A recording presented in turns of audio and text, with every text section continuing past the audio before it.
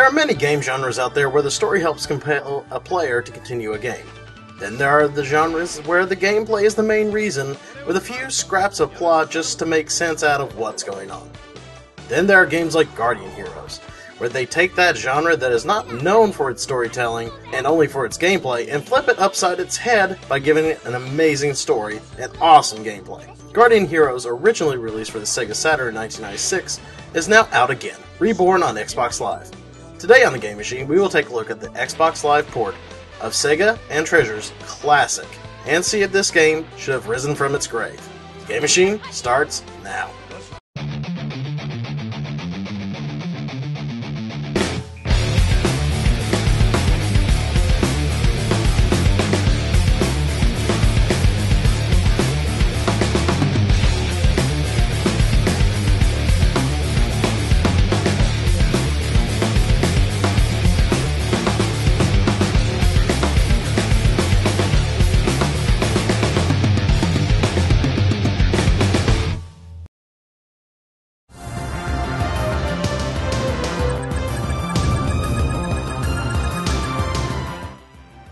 Guardian Heroes is a beat-em-up with a storyline. No, I'm not making this up, there's a storyline here. A group of 4 warriors were just chilling at home with their brand new sword they just stole, when a female knight named Serena burst in, warning the 4 heroes that the wizard's army is looking for them. While fighting the army, you learn that there's more to this sword than you think. The sword summons an undead warrior from the grave, and joins your group in the fight against the army.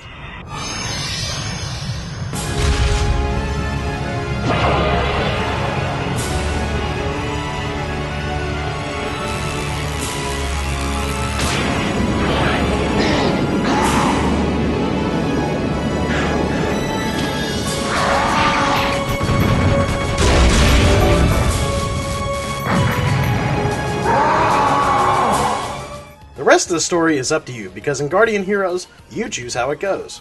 You have branching story paths where you can determine how the story is played out.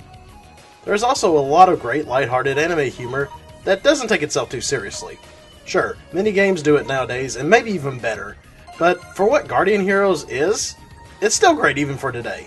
It's your very own, interactive, choose-your-own storybook adventure where you get to beat the crap out of everyone.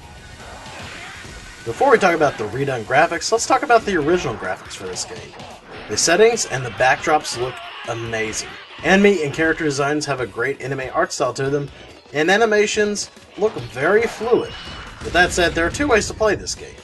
You can use the default Saturn graphics, which looks very pixelated, and for some, can be an eyesore. Or the remix, which smooths out the harshness of the lines and gives the characters a more penciled look to them. While the graphics haven't been completely redone, it doesn't look bad, and if you have an HD TV, it's a lot easier on the eyes than the original. But if you don't mind, then go enjoy it. Either way you go, it's not terrible. Just don't expect a Street Fighter II HD remix quality.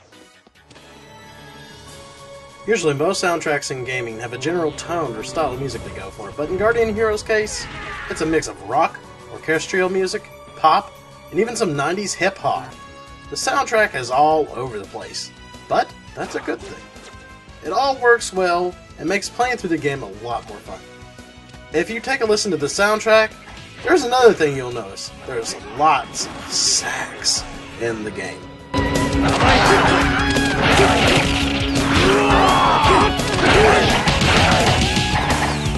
No, not sex. Sax. You will hear a lot of saxophone music in this game, and it works really well. I can't explain it, but it works. Guardian Heroes has one of the best soundtracks for any beat-em-up, and there is something for all taste in music. But for some reason, when I hear that sax music, I can't help but feel they'd make a great 90s sitcom intro.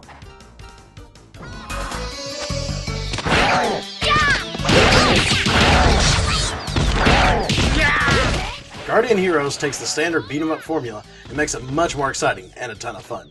The branching story paths I mentioned earlier will all lead in many different directions as you go along, and will offer many challenges and endings. This game has tons of replayability. You play as one of the 4 characters: Han the warrior wielding the sword, Randy the mage who casts devastating magic attacks, Genjiro is a ninja who fights like a ninja, and Nicole, the smiley face mage. Wait, smiley face mage?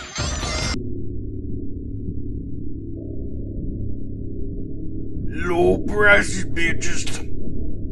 Each have their own strengths and weaknesses, and some are better at clearing out enemies than others. Besides all the other stuff I mentioned, what separates Guardian Heroes from other beat-em-ups is its combo system. You can combo and string attacks together just like a fighting game and pull off special moves, which is quite fun and satisfying. You can also upgrade the stats of your characters. After each battle you get points, and with these points you can either add to strength, intelligence, and so on, like you would in any other game. But this is a beat-em-up. Beat-em-ups don't have these things, but yet Guardian Heroes does, and it definitely makes it worth it. You have an AI partner, the Undead Warrior, who is very helpful, and you can give him some simple commands when you want him to attack or just chill out. If you need more help, just add a friend either via online multiplayer or local co-op. That isn't all for this game, there's also competitive multiplayer modes. Ever wondered if a little old lady could take on a mech, or if a rabbit could take on an orc? Guardian Heroes has one of the most insane character rosters of all time. You literally can be any character or enemy in the game. It gets crazier when you put 12 people on an online match against each other, but it is quite fun, and you can get lost in all the chaos. Just look at this match I've recorded. You see this little old lady and a villager dude getting in there in the middle of the monsters and the warriors. There's a small little arcade mode where you can fight a bunch of enemies by yourself at once. You go, little old lady. You show them you still got it. Besides the multiplayer, you can also unlock multiple artworks and other goodies.